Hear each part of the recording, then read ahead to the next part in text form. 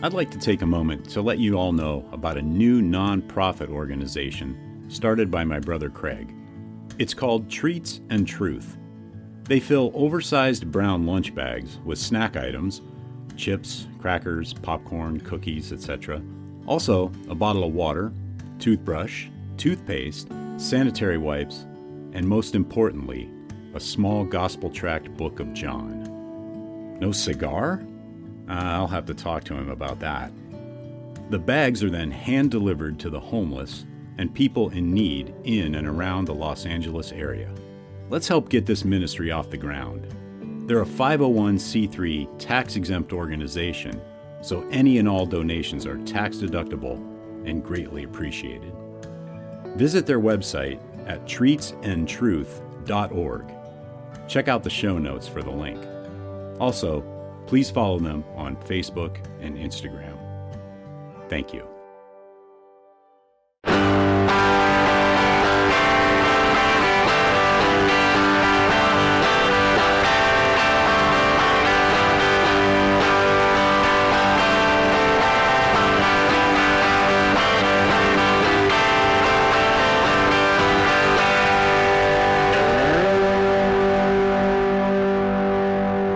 Welcome to episode 259 of the Burning Bush Podcast, where we share the message of the Bible while enjoying a good cigar.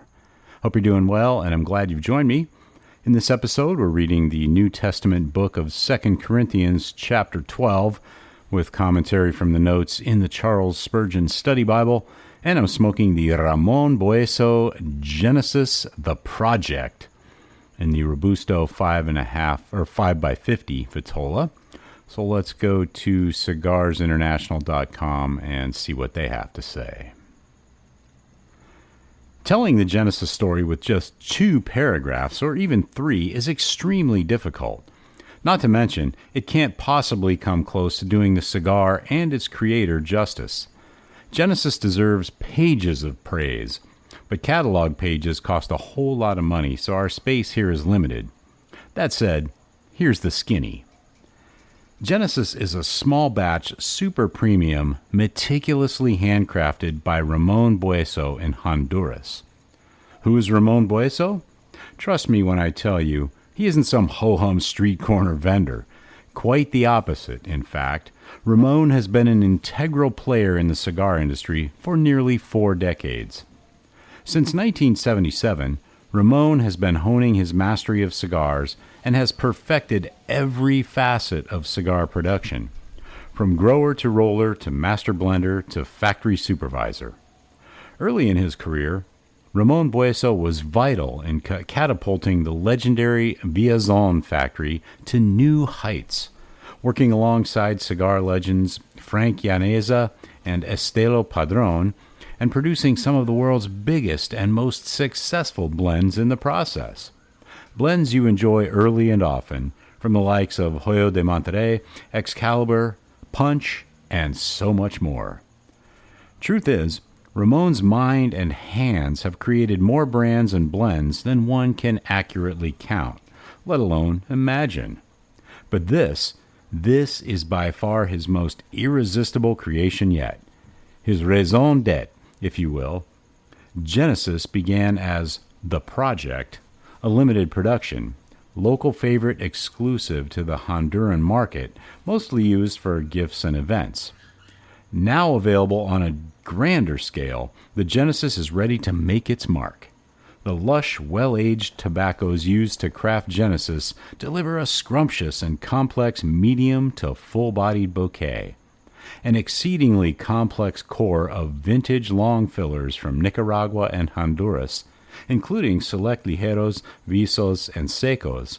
This complex recipe is expertly blended, secured inside a feisty Jamastran binder, then cloaked by a dark and inviting triple-fermented Connecticut broadleaf Maduro wrapper, boasting gorgeous oils. From the very first puff, it's clear this cigar is something special. Each Genesis wastes no time asserting its distinct array of eventful profile. Thick and creamy flavor coats the palate, dusting the taste buds with hearty notes of espresso, roasted nuts, earth, and nutmeg. The finish is long and savory, offering a unique, spicy sweetness after each puff. Complex, yet highly refined and skillfully balanced, Genesis is a mere peek into the window of Ramon Bueso's extraordinary talents. Genesis the project. It's just the beginning. And the profile is medium to full. Wrapper, once again, is Connecticut broadleaf. Binder is Honduran, and the fillers are Honduran and Nicaraguan. And the vitolas, Robusto, 4.8 by 52, Toro, 5.5 by 54, and the Muy Bueso, 5.8 by 60. That is Genesis the Project from Ramon Bueso. So let's get into our reading of 2 Corinthians chapter 12. I am reading from the English Standard Version, the ESV, in verse 1. I must go on boasting. Though there is nothing to be gained by it, I will go on to visions and revelations of the Lord. I know a man in Christ who 14 years ago was caught up into the third heaven. Whether in the body or out of the body, I do not know. God knows. And I know that this man was caught up into paradise. Whether in the body or out of the body, I do not know. God knows. And he heard things that cannot be told, which man may not utter. On behalf of this man, I will boast, but on my own behalf I will not boast, except of my weaknesses. Though if I should wish to boast, I would not be a fool, for I would be speaking the truth. But I refrain from it, so that no one may think more of me than he sees in me or hears from me. So to keep me from becoming conceited because of the surpassing greatness of the revelations, a thorn was given me in the flesh, a messenger of Satan to harass me, to keep me from becoming conceited. 3 times I pleaded with the Lord about this, that it should leave me. But he said to me, My grace is sufficient for you, for my power is made perfect in weakness. Therefore I will boast all the more gladly of my weaknesses, so that the power of Christ may rest upon me. And Spurgeon comments on verses 7 through 9. A thorn in the flesh was given to me. Our text suggests to us, first of all, a danger the apostle was exposed to, that I would not exalt myself. Here is a peril to which we are all exposed. The prominence of the ego is the fault of many and the danger of all. But the apostle Paul was especially liable to it because he had been caught up into the third heaven and seen and heard secret things. Thus Paul was given a preventative. A thorn in the flesh was given to me. Paul reckoned his great trial to be a gift. He does not say, there was inflicted upon me a thorn in the flesh, but a thorn in the flesh was given to me. At first the apostle may not have seen his thorn as a gift, but afterward he came to see it that way. A thorn is but a little thing and indicates a painful, but not a killing trial. Paul said it was a thorn in the flesh. Paul was not tempted in his spirit. It was a trial mainly of the body. The apostle did not tell us what his particular affliction was, but it became to him not merely a thorn in his flesh, but a messenger of Satan. Not Satan himself, but one of Satan's errand boys. The word to torment shows it made him feel that he was a weak man. The immediate effect of this thorn on Paul was that it drove him to his knees. I pleaded with the Lord 3 times. Anything is a blessing that makes us pray. This thorn compelled Paul to cry to God, and having commenced to pray, he resorted to prayer again and again. And he continued to pray until at last he received for an answer, not the removal of the thorn, but the assurance, My grace is sufficient for you. So, though refused, Paul was answered, for he got something better than the taking away of the thorn in the flesh.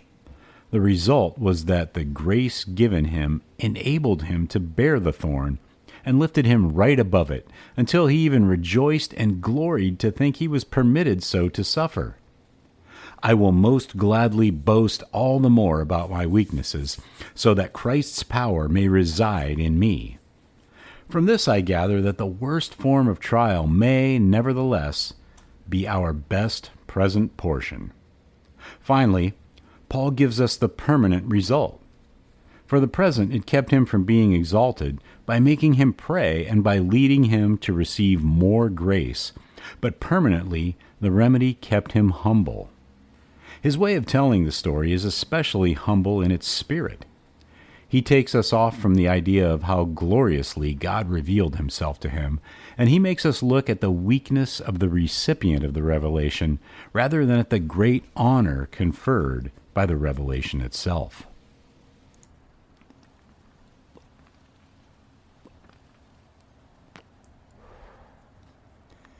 And continuing in verse 10, "For the sake of Christ, then, I am content with weaknesses, insults, hardships, persecutions, and calamities. For when I am weak, then I am strong. I have been a fool. You forced me to it, for I ought to have been commended by you. For I was not at all inferior to these super apostles, even though I am nothing. The signs of a true apostle were performed among you with utmost patience, with signs and wonders and mighty works. For in what were you less favored than the rest of the churches, except that I myself did not burden you? Forgive me this wrong. Here, for the third time, I am ready to come to you, and I will not be a burden, for I seek not what is yours, but you. For children are not obligated to save up for their parents, but parents for their children. I will most gladly spend and be spent for your souls. If I love you more, am I to be loved less? But granting that I myself did not burden you, I was crafty, you say, and got the better of you by deceit. Did I take advantage of you through any of those whom I sent to you? I urged Titus to go, and sent the brother with him. Did Titus take advantage of you? Did we not act in the same spirit? Did we not take the same steps? Have you been thinking all along that we have been defending ourselves to you? It is in the sight of God that we have been speaking in Christ, and all for your upbuilding, beloved. So I fear that perhaps when I come, I may find you not as I wish, and that you may find me not as you wish. That perhaps there may be quarreling, jealousy, anger, hostility, slander, gossip, conceit, and disorder. I fear that when I come again, my God may humble me before you, and I may have to mourn over many of those who sinned earlier and have not repented of the impurity, sexual immorality, and sensuality that they have practiced." That's the end of this episode. Be sure to check out the show notes for links to the Charles Spurgeon Study Bible, as well as today's cigar. Also, Groundworks Ministries for daily Bible studies and devotionals. Treats and Truth Ministry, where you can get involved in helping to spread the gospel to and be a blessing to the homeless. And the Burning Bush Merchandise Store, where you can pick up some items to help spread the word about the show. If you know anyone who needs to hear this, please let them know about the podcast and help share the message of the Bible, the hope we have in Yeshua Messiah, Jesus Christ. If you'd like to contact me, you can email me at steve@theburningbushpodcast.com, which is linked in the show notes as well. So until next time, have a great day, have a great cigar, and God bless.